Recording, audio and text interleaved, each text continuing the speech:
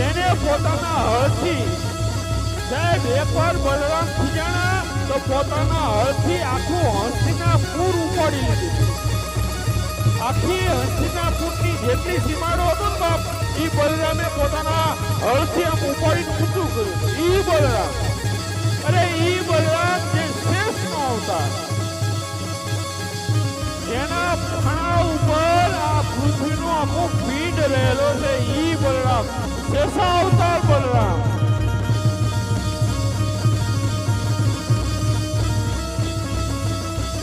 ઈ બલરામ ક્રોધ કરીને દોડ્યો સામે મગધનો મહારાજ જરાસંઘ. ભયંકર યુદ્ધ થાય.